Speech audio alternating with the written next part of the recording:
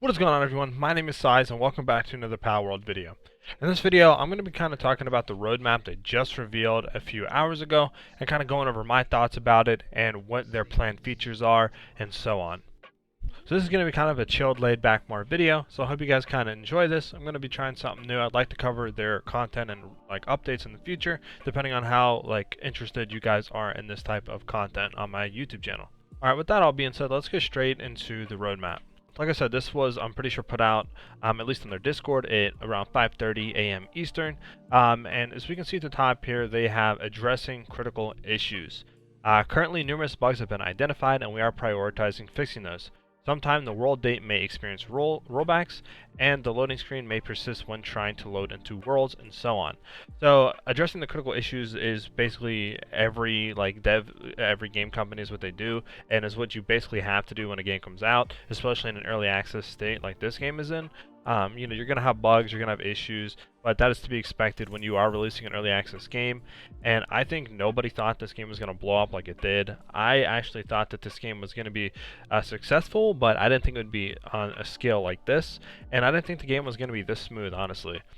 Playing it, it's really smooth. You have a few issues and bugs here and there, and like the AI and stuff like that could be better, but honestly, comparing to like this game to a lot of other early access titles, this game absolutely is so much better and so much like more polished than a lot of other early access titles.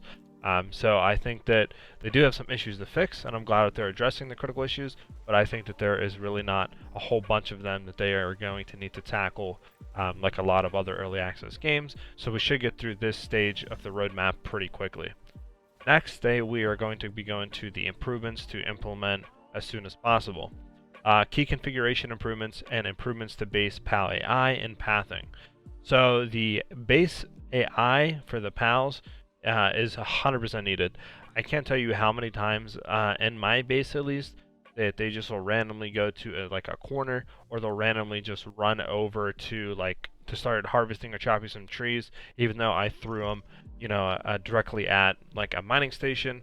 And even sometimes like the pathing to get to certain crafting stations or to mine like rocks and stuff is really bad, and they get stuck a lot. So I'm glad that they're going to be improving that, and hopefully we can get to a point where that really isn't an issue and they get to where they need to go, 100% of the time. The key configuration improvements is good. I really haven't had too many issues with that, but I'm glad to see that they are improving that as well. Now we get into the juicy stuff, the planned future updates. So the first one we have is PvP. This is huge. I cannot wait for PvP to be implemented in this game. I think it is going to be amazing, especially how good the game is currently with the open world aspect. I mean, the dungeons, the bosses, like the rating on your base, like everything is really fun and addicting for it just being a PvE game right now. And I think when they implement PvP, this game is going to be elevated to a whole new level than it currently is. Now, I wonder how they are going to implement PvP.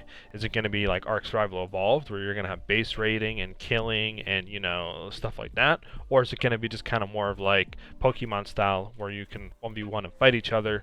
I'm really excited to see what direction they take, but I think either way, it's going to be a very huge add-on to the game, and it is going to add some really nice heated contact and conflict in the game, and I cannot wait for whatever PvP they decided to choose to be implemented, because it's just going to be so much fun to play in a huge server. And speaking of server, I am going to try to get a dedicated one up pretty soon here. So if you guys are interested in that, let me know in the comment section below, or hop into the Discord, and you guys will get notified of info, updates, and so on about that. So the next thing we have here is the raid boss endgame content. Now, I cannot wait for this to be implemented as well. The bosses in itself are good, like the tower bosses. I think they're challenging enough, as long as you don't cheese them or put your world settings on something ridiculous that you can just one-tap them. I think they're challenging enough, and I really like their designs. They're so well laid out and implemented, so I really cannot wait for actual full endgame content to be implemented into the game in the future. Now, we had PvP, but now this is PAL Arena, PvP for PALs. So, okay, so I guess back to the first point of how they're going to implement PvP. I guess the first PvP is going to be like open world PvP, and I guess it's going to be like player versus player. And then the PAL Arena it says PvP for PALS, so I guess that's going to be exclusively like maybe gym battles in Pokemon, like how Pokemon PvP works, possibly. If you guys have any info on how that'll be implemented, or if I'm completely wrong, definitely let me know in the comment section below. Now we have the Steam Xbox crossplay, which again is just something that is nice to see. Most games are doing it nowadays just because it's becoming more accessible, so I'm glad that they are choosing to go that direction as well with the game. Various Xbox feature improvements, so the Xbox users are going to be very happy there. Server transfers and migrations. Now this is huge. I think this is going to add a lot of cool trading between servers and add a whole other element to the game. And it's going to be cool to go from like one server maybe you're playing and your friends on another server, one of you can just transfer your stuff over without having a full restart. Is going to be very nice. Improvements to the building system is always good. Right now I wish there was like some pillars, some railings, and some other things, like decorative wise, that I think the game could really shine in the building department. So hopefully they'll add stuff like that whenever they improve the building system.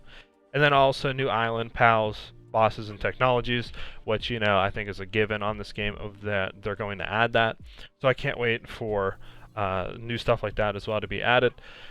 I was thinking that they might go the Arc route and develop like a whole brand new map you play on, but I think this is kind of telling us here that they're just going to go on to the add a portion to the world, and add like more bosses and pals to that, kind of like new biomes and stuff.